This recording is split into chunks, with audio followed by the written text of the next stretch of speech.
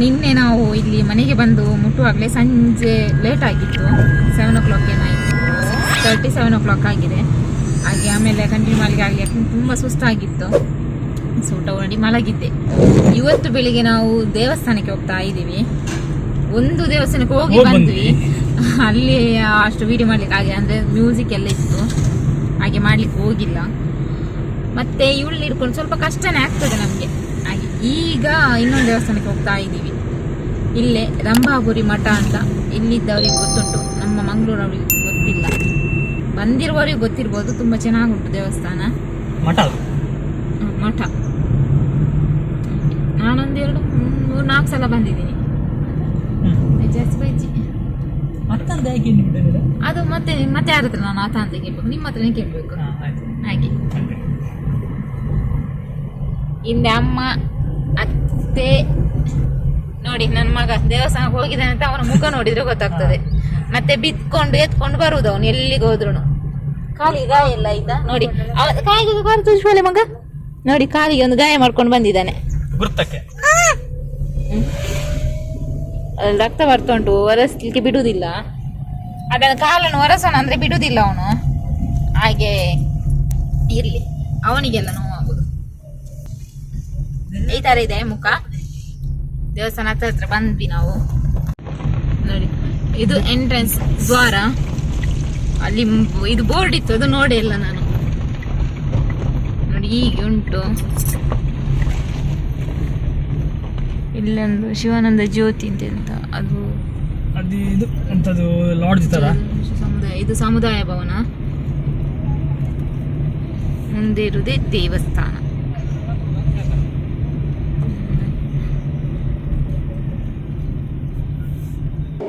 ನಾವಿವತ್ತು ರಂಭಾಪುರಿ ಅಂಥೇಳಿ ಒಂದು ಬಾಳೆಹೊನ್ನೂರಲ್ಲಿರುವಂಥ ಒಂದು ಮಠ. ನಾನು ಆ್ಯಕ್ಚುಲಿ ಇಲ್ಲಿದ್ದೀನಿ. ಇಲ್ಲಿ ಬಗ್ಗೆ ಸ್ವಲ್ಪ ನಾನು ತೋರಿಸ್ತೀನಿ ಹಾಗೆ. ಅದ್ರ ಮುಂಚೆ ನಾವು ಇಲ್ಲಿ ಭಟ್ರಿದ್ದಾರೆ, ಅವ್ರ ಹತ್ರ ನಾವು ಇಲ್ಲಿಯ ಕ್ಷೇತ್ರ ಬಗ್ಗೆ ಸ್ವಲ್ಪ ಕೇಳ್ಕೊಳ್ಳೋಣ. ಇಲ್ಲಿ ವಿಶೇಷತೆ ಏನು, ಅಥವಾ ಯಾವ ಟೈಮಲ್ಲಿ ಬರ್ಬೋದು ಏನೋ, ಅದ್ರ ಬಗ್ಗೆ ಸ್ವಲ್ಪ ಡೀಟೇಲ್ಸ್ ಪ್ರಶ್ನೆ ನಾವು ತಿಳ್ಕೊಳ್ಳೋಣ. ನೋಡಿ, ಇದು ರೇಣುಕಾಚಾರ್ಯರ ಮೂಲಪೀಠ. ವೀರಶೈವರ 5 ಪಂಚಪೀಠಗಳಲ್ಲಿ ಇದು ಮೊದಲನೇ ಪೀಠ. ಬಾಳೆಹೊನ್ನೂರು ರಂಭಾಪುರಿ ಪೀಠ ಅಂದರೆ ಇದೆ. ರೇಣುಕಾಚಾರ್ಯರು ಈ ಬಾಳೆಹೊನ್ನೂರು ರಂಭಾಪುರಿ ಪೀಠವನ್ನು ಸ್ಥಾಪನೆ ಮಾಡಿದಂಥವ್ರು. ಎರಡನೇ ಪೀಠ ಉಜ್ಜಯಿನಿ. ಮೂಲ ಉಜ್ಜಯಿನಿ ಮಧ್ಯಪ್ರದೇಶದಲ್ಲಿ ಬರುತ್ತೆ. ಸ್ವಾಮೀಜಿಯವರು ಇಲ್ಲೇ ಬಳ್ಳಾರಿ ಜಿಲ್ಲೆ ಕೊಟ್ಟೂರು ಹತ್ರ ಉಜ್ಜಯಿನಿ ನೋಡಿ, ಅಲ್ಲಿ ಬಂದು ನೆಲೆಸಿದ್ದಾರೆ. ಅದು ಎರಡನೇ ಪೀಠ. ಮೂರನೇದು ಕೇದಾರ, ಉತ್ತರಾಂಚಲದಲ್ಲಿ ಬರುತ್ತೆ.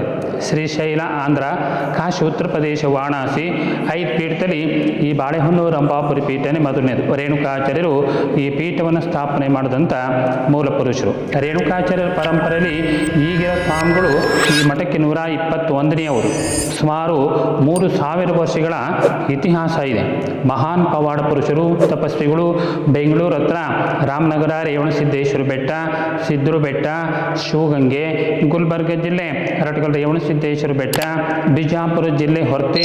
ಒಟ್ಟು ದೇಶಾದ್ಯಂತ ಸುಮಾರು 12,000 ಕಡೆ ತಪಸ್ಸು ಮಾಡಿದರೆ. ಅವರು ಎಲ್ಲೆಲ್ಲಿ ತಪಸ್ಸು ಮಾಡಿದರೆ, ರೇಣುಕಾಚಾರ್ಯರು ರೇವಣಸಿದ್ಧರಾಗಿ ಕೂಡ ಎಲ್ಲೆಲ್ಲಿ ಪಾದ ಇಟ್ಟಿದ್ದಾರೆ, ಅವೆಲ್ಲವೂ ಕೂಡ ಈ ಪೀಠದ ಶಾಖಾ ಮಠಗಳಾಗಿದ್ದಾವೆ. ಬಾಳೆಹೊನ್ನೂರು ಪೀಠ, ರಂಭಾಪುರಿ ಪೀಠ, ಬಾಳೆಹಳ್ಳಿ ಸಿಂಹಾಸನ ಪೀಠ ಅಂತಲೂ ಕೂಡ ಈ ಪೀಠಕ್ಕೆ ಕರೀತಾರೆ. ಬಾಳೆಹೊನ್ನೂರು ಪೀಠಕ್ಕೆ ಸಂಬಂಧಪಟ್ಟರೆಲ್ಲ ಇಲ್ಲಿಗೆ ನಡ್ಕೊಳ್ಬೇಕು, ಇದೇ ಪೀಠ.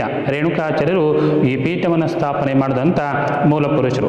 ಬಟ್ ಇದು ಎಷ್ಟು ವರ್ಷಗಳ ಹಿಂದಿನ? ಸುಮಾರು 3000 ವರ್ಷಗಳ ಇತಿಹಾಸ ಇದೆ. ಈ ಪ್ರಸ್ತುತ ಏನು ಜಗದ್ಗುರುಗಳಿದಲ್ಲ, 121ನೇ ಪೀಠಾಧಿಪತಿಗಳು ಈ ಪೀಠಕ್ಕಿರೋರು. ಸುಮಾರು 3000 ವರ್ಷಗಳ ಇತಿಹಾಸ ಇದೆ. ರೇಣುಕಾಚಾರ್ಯರು ವೀರಶೈವ ಧರ್ಮವನ್ನು ಸ್ಥಾಪನೆ ಮಾಡಿದಂಥರು. 12ನೇ ಶತಮಾನದಲ್ಲಿ ಬಸವಣ್ಣ ಬಂದಲ್ಲ, ಅವರು ನಮ್ಮ ಧರ್ಮದ ಉದ್ಧಾರಕರು. ಅವರು ನಮ್ಮದು 2ನೇ ಪೀಠ ಉಜ್ಜಯಿನಿ ಇದೆಯಲ್ಲ, ಉಜ್ಜಯಿನಿಯ ಶಾಖಾ ಮಠದ ಜಾತವೇದ ಮುನಿಗಳಿಂದ ಬಸವಣ್ಣ ಲಿಂಗ ದೀಕ್ಷೆಯನ್ನು ಪಡೆದಿರ್ತಕ್ಕಂಥದ್ದು. ಮೂಲವಾಗಿ ರೇಣುಕಾಚಾರ್ಯ ವೀರಶೈವ ಧರ್ಮವನ್ನು ಸ್ಥಾಪನೆ ಮಾಡಿದಂಥವರು. ಈಗ ಭಕ್ತಾದಿಗಳು ಬರಬೇಕಂದ್ರೆ ಯಾವ ಸಮಯದಲ್ಲಿ ಬಂದರೆ ಉತ್ತಮ ಅಂತ ಹೇಳ್ತೀರಿ? ಭಕ್ತರು ಇಲ್ಲಿ ವಿಶೇಷವಾಗಿ ವರ್ಷಕ್ಕೊಮ್ಮೆ ಜಾತ್ರೆ ನಡೆಯುತ್ತೆ, ರೇಣುಕಾಚಾರ್ಯ ಜಯಂತಿ ನಡೆಯುತ್ತೆ.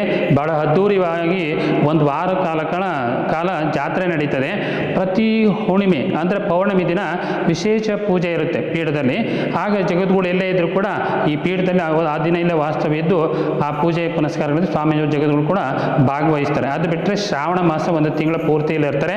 ಕಾರ್ತೀಕ ಮಾಸದಲ್ಲಿ ಕಾರ್ತೀಕ ಹುಣ್ಣಿಮೆ ದಿನ ದೀಪೋತ್ಸವ ಅಂತೂ ರಥೋತ್ಸವ ನಡೆಯುತ್ತೆ. ವಿಶೇಷ ಅಂದರೆ ಜಾತ್ರೆ ಮಾರ್ಚ್ ತಿಂಗಳಲ್ಲಿ ಬರುತ್ತೆ. ಫಾಲ್ಗುಣ ಶುದ್ಧ ತ್ರಯೋದಶಿ ದಿವಸ ಜಗದ್ಗುರು ರೇಣುಕಾಚಾರ್ಯ ಜಯಂತಿ ವರ್ಷಕ್ಕೊಂದು ಜಾತ್ರೆ ನಡೆಯುತ್ತೆ.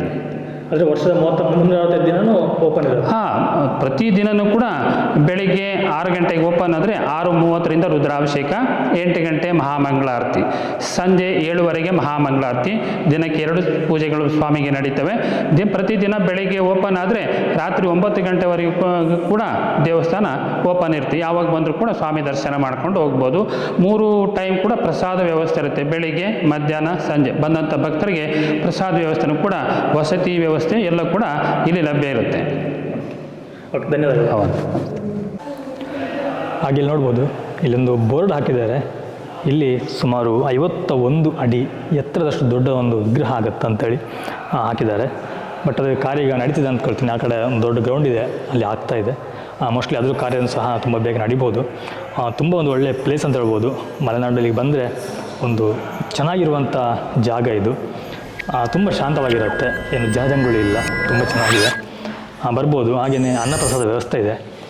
ಊಟ ಮಾಡೋರಿಗೆ ಅಂದರೆ ದೂರದಿಂದ ಬರೋರಿಗೆ ಊಟದ ವ್ಯವಸ್ಥೆ ಕೊಟ್ಟಿರ್ತಾರೆ. ಊಟದ ವ್ಯವಸ್ಥೆ ಮಾಡ್ಕೋಬೋದು. ಹಾಗೆ ಭಟ್ರು ಹೇಳಿದ ಹಾಗೆ ನಮ್ಮ ಇಲ್ಲಿ ವಸತಿ ಗೃಹಗಳು ಸಹ ಇದೆ. ಈಗ ಬಂದಾಗ ಅವರಿಗೆ ಉಳ್ಕೊಳ್ಳಿಕ್ಕಂತ ವಸತಿ ಗೃಹಗಳಿರುತ್ತೆ. ನೋಡಿರ್ಬೋದು, ಧರ್ಮಸ್ಥಳದ ಹೋದಾಗ ಇರುತ್ತಲ್ಲ, ಅದೇ ರೀತಿ ಇಲ್ಲಿ ಸಹ ಒಂದು ವಸತಿಯ ವ್ಯವಸ್ಥೆಯನ್ನು ಸಹ ಮಾಡ್ಕೊಂಡಿದ್ದಾರೆ. ಇನ್ನೊಂದು ಇಲ್ಲಿ ದೇವಸ್ಥಾನ ಇದೆ, ಅಂದರೆ ಅಲ್ಲಿ ಸಂಬಂಧಪಟ್ಟಿದ್ದೆ ಶ್ರೀ ಜಗದ್ಗುರು ರಂಭಾಪುರಿ ಪೀಠದ ಶ್ರೀ ಕ್ಷೇತ್ರ ವೀರಭದ್ರ ಸ್ವಾಮಿಯ ದೇವಸ್ಥಾನ ಅಂತೇಳಿ. ಕ್ಷೇತ್ರನಾಥ ಶ್ರೀ ವೀರಭದ್ರ ಸ್ವಾಮಿ ದೇವಸ್ಥಾನ. ಇದು ವೀರಭದ್ರನ ಸನ್ನಿಧಿ. ಇದು ಆದರೆ ತುಂಬ ಖುಷಿ ಆಗೋದಂದರೆ ಸೈಲೆಂಟ್ ಆಗಿರ್ತದೆ. ತುಂಬ ಸೈಲೆಂಟ್ ಇದೆ, ಅದೊಂದು ತುಂಬ ಖುಷಿ. ನೋಡಿ, ಇಲ್ಲಿಯ ಪೂಜಾ ವಿವರ ಇಲ್ಲಿದೆ, ಅಭಿಷೇಕದೆಲ್ಲ. ಹಾಗೆಯೇ ಇಲ್ಲಿ ಕೆರಡೆ ಬಂದು ಇಲ್ಲಿ ಬಗ್ಗೆ ಎಲ್ಲ ಸ್ವಲ್ಪ ಡೀಟೇಲ್ಸ್ನ ಹಾಕಿದ್ದಾರೆ. ನಾವು ಒಳಗೆ ಹೋಗಿ ನೋಡುವ ದೇವಸ್ಥಾನದ್ದು. ಬಿಡಿ ಮಾಡ್ಬೋದು.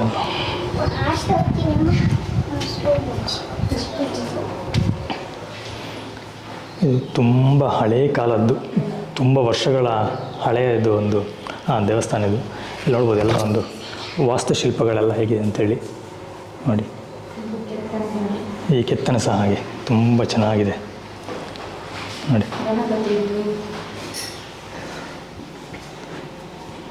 ಇಲ್ಲೊಂದು ಗಣಪತಿ ಇದೆ ನೋಡಿ. ಸ್ವಲ್ಪ ಇಲ್ಲಿ ಕತ್ತಲೆ ಉಂಟು, ಹಾಗೆ ಅಷ್ಟೊಂದು ಕ್ಲೀನ್ ಕಾಣ್ತಾ ಇಲ್ಲ ಅಲ್ಲಿ. ಇಲ್ಲೊಂದು ನಂದಿ ಇದೆ, ಈ ಕೆತ್ತನೆ ಮಾಡಿರುವಂಥ ನಂದಿ.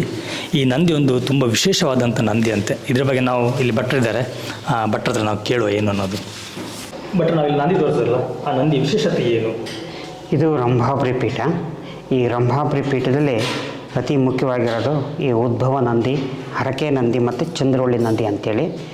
ಈ ಕ್ಷೇತ್ರನಾಥ ಗೋತ್ರಪುರುಷ ವೀರಭದ್ರ ಸ್ವಾಮಿ ಟೆಂಪಲಲ್ಲಿ ಈ ಜೋಡಿ ನಂದಿ ಇದೆ, ಒಂದು ವೀರಭದ್ರನಿಗೆ ಒಂದು ಭದ್ರಕಾಳಿಗೆ ಅಂಥೇಳಿ. ಮತ್ತು ಈ ಕಂಬದಲ್ಲಿರೋ ನಂದಿ ವರ್ಷ ಬೆಳವಣಿಗೆ ಆಗ್ತಾಯಿದೆ. ಅಂದರೆ ಈ ಮಠಕ್ಕೆ ಈಗಿರೋ ಜಗದ್ಗುರುಗಳು 121ನೇ ಜಗದ್ಗುರುಗಳು ಪ್ರಸನ್ನ ರೇಣುಕ ವೀರ ಸೋಮೇಶ್ವರ ಶಿವಾಚಾರ್ಯ ಮಹಾಸ್ವಾಮಿಗಳಂತ. ಈ ಪೀಠದ 2ನೇ ಜಗದ್ಗುರುಗಳು ಭೂಗರ್ಭ ಸಂಜಾತ ರುದ್ರಮುನಿ ಶಿವಾಚಾರ್ಯನವರು ಭಸ್ಮದಲ್ಲಿ ಕಂಬದ ಚಿತ್ರ ಬರೆದಿದ್ದು ಕಲ್ಲಿನ ರೂಪದಲ್ಲಿ ಬೆಳವಣಿಗೆ ಆಗ್ತಾಯಿದೆ. ಅದೇನು ಪೂರ್ಣ ಬೆಳೆದು ಈಗ ಒಂದು ಸೈಡ್ ಕಂಡು ಬಂದಿದೆ, ಅದೇ ಥರ ಇನ್ನೊಂದು ಸೈಡ್ ಕಂಡು ಬಂದರೆ ಆ ಜಗದ್ಗುರುಗಳು ಮತ್ತೆ ಪುನರ್ಜನ್ಮ ತಾಳಿ ಇದೇ ಪೀಠಕ್ಕೆ ಗುರುಗಳು ಆಗ್ತೀವಿ ಅಂಥೇಳಿ ಒಂದು ಕಾಲಜ್ಞಾನ ಬರೆದಿಟ್ಟಿದ್ದಾರೆ. ಅದು ವರ್ಷ ವರ್ಷ ಬೆಳವಣಿಗೆ ಆಗ್ತಾಯಿದೆ. ಇದಕ್ಕೆ ಉದ್ಭವ ನಂದಿ, ಹರಕೆ ನಂದಿ ಮತ್ತು ಚಂದ್ರವಳ್ಳಿ ನಂದಿ ಅಂತಲೂ ಕರೀತಾರೆ. ಇದನ್ನು ಬರೆದಿರೋ ಅಂಥ ಜಗದ್ಗುರುಗಳು ಈ ಪೀಠಕ್ಕೆ 400 ವರ್ಷ ಬದುಕಿದ್ರಂತೆ. 200 ವರ್ಷ ತಪಸ್ಸು ಮಾಡಿ 200 ವರ್ಷ ಮಠ ಆಳ್ಕೆ ಮಾಡಿದರು. ಅವರು ಇಲ್ಲೇ ಪೀಠದ ಹಿಂದುಗಡೆ ಜೀವಂತ ಸಮಾಧಿ ಲೈಕವಾಗಿದ್ದಾರೆ. ಎಲ್ಲರಿಗೂ ದರ್ಶನಕ್ಕೆ ಅವಕಾಶ ಇರುತ್ತೆ. ಇದು ಎಷ್ಟು ವರ್ಷಗಳ ಹಿಂದೆ ಅಂದರೆ 2ನೇ ಜಗದ್ಗುರುಗಳವರು. ಈಗಿರೋ ಜಗದ್ಗುರುಗಳು 121ನೇರು. ಇದೀಗ ವೀರಭದ್ರ ಸ್ವಾಮಿ ಅಲ್ವಾ? ವೀರಭದ್ರ ಸ್ವಾಮಿ ಕ್ಷೇತ್ರನಾಥ ಗೋತ್ರಪುರುಷ ವೀರಭದ್ರೇಶ್ವರ. ವೀರಶೈವ ಧರ್ಮದ ಆರಾಧ್ಯ ದೈವ ವೀರಭದ್ರ.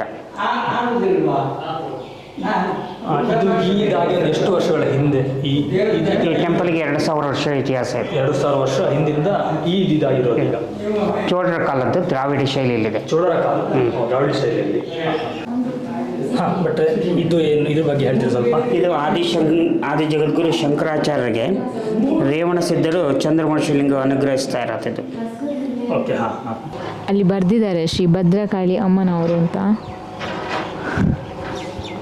ಇದು ಹೊಸದಾಗಿ ಆದ ಕಾಣ್ತಾ ಉಂಟು ಇಲ್ಲಿ ನೋಡ್ತಿದ್ರೆ. ಬಟ್ ವಿಗ್ರಹ ಹಳೆದಿರ್ಬೋದು, ಬಟ್ ಇಲ್ಲಿ ಆಗಿರುವಂಥದ್ದು ಎಷ್ಟು ಸ್ಟ್ರಕ್ಚರ್ ಇದೆಯೋ ಇದೆಲ್ಲ ಬಂದು ಹೊಸದಷ್ಟೇ. ಈಗ ನಾನು ಮೊದಲು ಬಂದಾಗ ನನಗೆ ಇದು ನೆನಪಿಲ್ಲ. ಇಲ್ಲಿ ಈ ರೀತಿ ಇದು ಹೊಸ್ತು ಮಾಡಿದ್ದಾರೆ, ಮೇಲಿದೆಲ್ಲ ಇದೆಲ್ಲ ಹೊಸ್ತು ಮಾಡಿದ್ದಾರೆ. ಈ ರೀತಿ ನೆನಪಿಲ್ಲ. ನಾವು ತುಂಬ ಸಲ ಬಂದಿದ್ದೀವಿ ಇಲ್ಲಿಗೆ. ನಾನೊಂದು 2-3 ಸಲ ಏನೋ ಬಂದಿದ್ದೇನೆ, ಅದಕ್ಕಿಂತ ಜಾಸ್ತಿ ಏನು ಬಂದಿಲ್ಲ.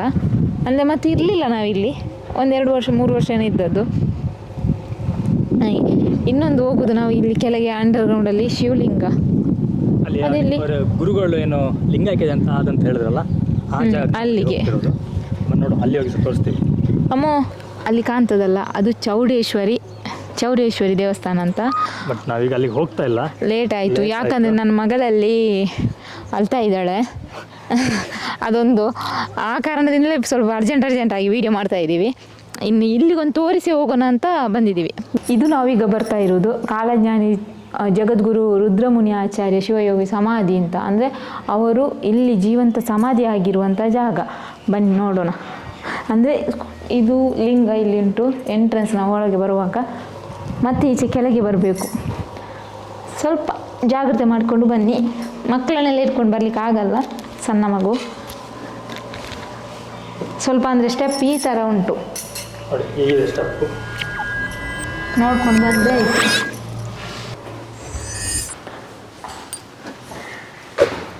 ಈ ರೀತಿ ಉಂಟು. ಇಲ್ಲಿ ನೋಡಿ ನಿಶಬ್ದವಾಗಿ ಉಂಟು. ನಮಗೂ ಸೌಂಡ್ ಮಾಡಲಿಕ್ಕೆ ನನಗೆ ಒಂಥರ ಅನಿಸ್ತಾ ಉಂಟು. ಅಂದರೆ ನಂದು ವಾಯ್ಸ್ ಎಲ್ಲ ಕೇಳ್ತಾ ಉಂಟು 4-5 ಕಡೆಯಿಂದ. ತುಂಬ ನಿಧಾನ ಮಾತಾಡ್ತೀವಿ, ತುಂಬ ಸೌಂಡ್ ಇಲ್ಲ, ಹಾಗಾಗಿ ಮೆಲ್ಲ ಮಾತಾಡೋಣ. ನೋಡಿ, ನೀವು ಕಾಣ್ತಿರ್ಬೋದು ನಂದಿ ಮೇಲೇನ ಅಥವಾ ನಂದಿ ಹತ್ರನ ಕೂತಾಗಿ ಉಂಟು. ಒಂದು ಕರೆಕ್ಟಾಗಿ ಇಲ್ಲಿ ಕೇಳುವಂಥ ಇಲ್ಲಿ ಯಾರು ಇಲ್ಲ, ಬಟ್ ಪರವಾಗಿಲ್ಲ.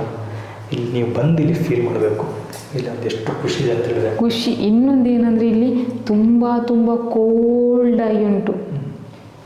ಇದು ಮೊದಲು ಗುಹೆ ಅಂಡರ್ಗ್ರೌಂಡಲ್ಲಿರುವಂಥದ್ದು. ಇಲ್ಲಿ ಈಗ ಮೇಲೆ ಸಿಮೆಂಟೆಲ್ಲ ಹಾಕಿ ಒಂದು ಚೆನ್ನಾಗಿ ಮಾಡಿದ್ದಾರೆ, ಕಟ್ಟಡ ಥರ ಮಾಡಿದ್ದಾರೆ ಅಷ್ಟೇ. ಗುರುಗಳವರು ಲಿಂಗೈಕ್ಯ ಆದಂತಹ ಜೀವನ ಸಮಾಜದಂಥ ಜಾಗ ಅಂತ ಇದು. ಮತ್ತು ಇದು ಮೊದಲು ಇದನ್ನು ಇಟ್ಕೊಂಡು ಬರಲಿಕ್ಕೆ ಇರಲಿಲ್ಲಂತೆ, ಖಾಲಿ ಸ್ಟೆಪ್ ಇತ್ತು. ಇದು ಬರುವವರಿಗೆ ಇಳೀಲಿಕ್ಕೆ ಕಷ್ಟ ಆಗ್ತದಂತ ಇದು ಸೈಡಿಗೆಲ್ಲ ಮಾಡಿದ್ದಾರೆ. ಅಂದರೆ ಇದು ವರ್ಷ ಆಯಿತು ಮಾಡಿ. ಹೋಗೋಣ, ನನಗೆ ಲೇಟ್ ಆಯಿತು. ನನ್ನ ಮಗು ಅಲ್ಲಿ ಅಳ್ತಾ ಇದ್ದಾಳೆ. ತುಂಬ ಜನ ಇದು ಲಿಂಗ ಇದೆ, ಏನೋ ನನಗೆ ಗೊತ್ತಿಲ್ಲ ಕರೆಕ್ಟಾಗಿ, ಬಟ್ ತುಂಬ ಲಿಂಗಗಳನ್ನ ಇಟ್ಟಿದ್ದಾರೆ ಇಲ್ಲಿ. ನಾನು ತೋರಿಸ್ತೀನಿ, ಒಂದೇ ತೋರಿಸ್ತೀನಿ ನೋಡಿ.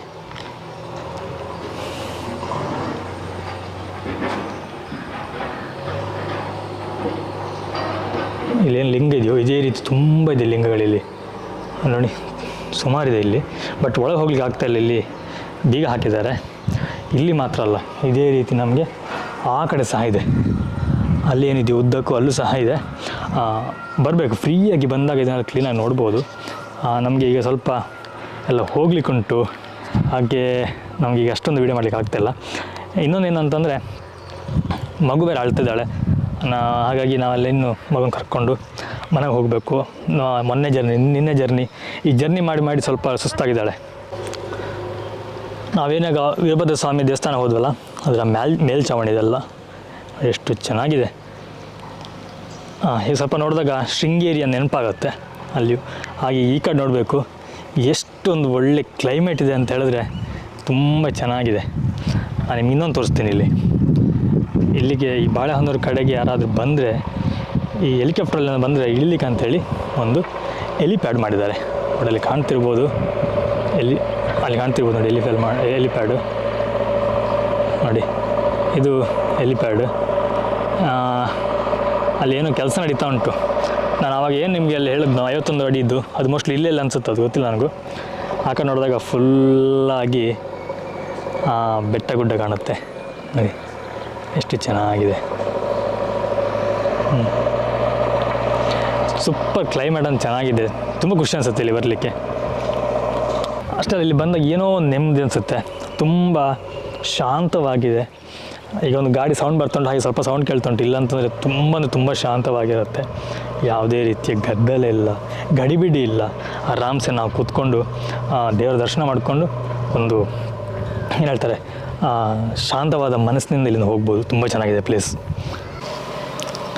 ಇಲ್ಲಿ ನೋಡಿ, ಇಲ್ಲಿ ಗಣಪತಿ ಮತ್ತು ನಾಗನನ್ನೆಲ್ಲ ಇಟ್ಟಿದ್ದಾರೆ. ತುಂಬ ಚೆನ್ನಾಗಿದೆ ನೋಡಿ ನೋಡಿ. ಓಕೆ, ಎಲ್ಲ ದರ್ಶನ ಮುಗೀತು. ತುಂಬ ಚೆನ್ನಾಗಿ ದರ್ಶನಗಳೆಲ್ಲ ಮುಗಿಸಿ ಎಲ್ಲ ಬಂದಿದ್ವಿ ಹೊರಗಡೆ. ಊಟ ಮಾಡಿ ಸಹ ಬಂದ್ವಿ. ಊಟ ಸಹ ಆಯಿತು. ಚೆನ್ನಾಗಿತ್ತು, ಊಟ ಸಹ ಚೆನ್ನಾಗಿತ್ತು, ಪರವಾಗಿಲ್ಲ, ಚೆನ್ನಾಗಿತ್ತು. ಇವತ್ತಿನ ಬ್ಲಾಗನ್ನು ನಾವು ಈ ಪುಣ್ಯಕ್ಷೇತ್ರದಲ್ಲೇ ಮುಗಿಸ್ತಾ ಇದ್ದೀವಿ. ನಾವಿನ್ನು ಮುಂದಿನ ವಿಡಿಯೋದಲ್ಲಿ ಸಿಗ್ತೀವಿ ಒಂದೊಳ್ಳೆಯ ಕಂಟೆಂಟ್ ಜೊತೆನೇ. ಹಾಗೆ ಒಂದು ಹೊಸ ಪ್ಲೇಸ್ನ ನೋಡೋಣ, ಸಾಧ್ಯದಷ್ಟು ಬೇಗ ತೋರಿಸ್ತೀವಿ. ಅಲ್ಲಿ ತನಕ ಎಲ್ಲರೂ ಹೆಲ್ತ್ನ ಚೆನ್ನಾಗಿ ನೋಡ್ಕೊಳ್ಳಿ. ಥ್ಯಾಂಕ್ ಯು, ಬಾಯ್ ಬಾಯ್. ಸ್ವಲ್ಪ ಮುಖ ಥರ ಮಾಡಿದೆ, ಯಾಕಂದ್ರೆ ನನ್ನ ಮಗ ಅಲ್ಲಿ ನಾಯಿ 2-3 ನಾಯಿ ಉಂಟು, ಅದ್ರ ಹತ್ರನೇ ಹೋಗಿದ್ದಾನೆ. ಅದಕ್ಕೆ ಕೋಪದಲ್ಲಿ ನೋಡಿದ್ದು, ಮತ್ತು ಯಾರಂದ್ರೆ ಕೋಪ ಅಲ್ಲ. ಹಾಗೆ ಹೋಗಿ ಇಷ್ಟ ಆಗಿದ್ರೆ ಒಂದು ಲೈಕ್ ಕೊಡಿ. ಹಾಗೆ ಚಾನಲ್ಗೆ ಯಾರೆಲ್ಲ ಸಬ್ಸ್ಕ್ರೈಬ್ ಆಗಿ. ಹಾಗೆ ನೀವು ವಿಡಿಯೋ ಇಷ್ಟ ಆಗಲಿಲ್ಲೋ ಅಥವಾ ನಿಮ್ಗೆ ಏನಾದ್ರು ಅನಿಸಿಕೆ ಇದೆಯೋ ನಮಗೆ ಕಮೆಂಟಲ್ಲಿ ತಿಳಿಸಿ. ನಮಗೊಂದು ಖುಷಿ ಇರ್ತದೆ.